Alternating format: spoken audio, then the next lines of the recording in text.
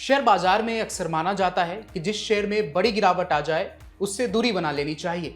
लेकिन कई बार बड़े निवेशक वही करते हैं जो आम निवेशक सोच भी नहीं पाते। जब ज्यादातर लोग गिरते शेयर से बाहर निकलने की कोशिश करते हैं, तब कुछ अनुभवी निवेशक उसी शेयर में अपनी हिस्सेदारी बढ़ा देते हैं। ऐसा इसलिए क्योंकि वे सिर्फ मौजूदा गिरावट नहीं बल्कि कंपनी का आने वाला भविष्य भी देखते हैं। ऐसा ही कुछ real estate company Valor Estates के साथ देखने को मिला। पिछले एक साल में कंपनी का शेयर करीब 40% टूट चुका है। इसके बावजूद दिग्गज निवेशक मुकुल अग्रवाल ने अपनी कंपनी में हिस्सेदारी लगातार बढ़ाई है। इतना ही नहीं, दिग्गज निवेशक रेखा झुनझुनवाला भी इस कंपनी में निवेश बनाए हुए हैं। ऐसे में सवाल यह है कि आखिर इस शेयर में ऐसा क्या दिख रहा है जिस पर बड़े निवेशक अब भी भरोसा जता रहे हैं। आइए विस्तार से पूरी कहानी समझते हैं। नमस्ते, मेरा नाम है प्रद्युम्न और आप देख रहे हैं जागरण बिजनेस। वेलोर एस्टेट्स का शेयर इस समय करीब 114 रुपए के पर कारोबार कर रहा है। कंपनी का मार्केट कैप करीब 6,232 करोड़ रुपए है। इसका पी रेशियो 86.09 है।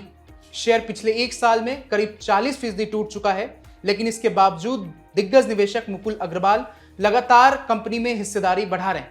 मुकुल अग्रवाल की हिस्सेदारी पहली बार जून 2025 में कंपनी के शेयर होल्डिंग पैटर्न में दिखाई दी थी। उस समय उनके पास 1.21% हिस्सेदारी थी। यह हिस्सेदारी सितंबर और दिसंबर 2025 तक बनी रही। इसके बाद उन्होंने मार्च 2026 में इसे बढ़ाकर 1.47% किया और जून 2026 में इसे बढ़ाकर 1.57% कर दिया। यानी शेयर में गिरावट आने के बावजूद उन्होंने अपने निवेश को बढ़ाना जारी रखा। वेलोर एस्टेट्स के शेयरधारकों की लिस्ट में रेखा झुनझुनवाला का नाम भी शामिल है। उनकी हिस्सेदारी दो अलग अलग होल्डिंग के जरिए है। दोनों को मिलाकर जून 2026 तक उनकी कुल हिस्सेदारी करीब 4.34 हिस्सेदारी फीसदी रही। वहीं कंपनी में एफआई की हिस्सेदारी 4.79% और डीआई की हिस्सेदारी 0.39%। दूसरी ओर प्रोमोटर्स की हिस्सेदारी सितंबर 2023 के 53.82% से घटकर जून 2026 में 47.17% हो गई, जबकि पब्लिक की शेयर होल्डिंग बढ़कर 47.67% हो गई। कंपनी के पूरे साल के कारोबार में सुधार देखने को मिला है। FY24 में कंपनी की कुल बिक्री 357 करोड़ रुपए थी, जो FY25 में बढ़कर 1,133 करोड़ रुपए और FY26 में 1,593 करोड़ रुपए पहुंच गए। मुनाफे की बात करें तो FY24 में कंपनी को 1,317 करोड़ रुपए का मुनाफा हुआ था। इसके बाद FY25 में कंपनी 118 करोड़ रुपए के घाटे में चली गई। हालांकि FY26 में कंपनी फिर से 27 करोड़ रुपए के मुनाफे में लौट आई। हालांकि कंपनी के ताजा तिमाही नतीजे ज्यादा अच्छे नहीं रहे। मार्च 2026 तिमाही में कंपनी की बिक्री घटकर 87 करोड़ रुपए हो गई, जबकि खर्च 166 करोड़ रुपए रहा। इससे कंपनी को 79 करोड़ रुपए का ऑपरेटिंग घाटा हुआ और ऑपरेटिंग मार्जिन -91% रहा।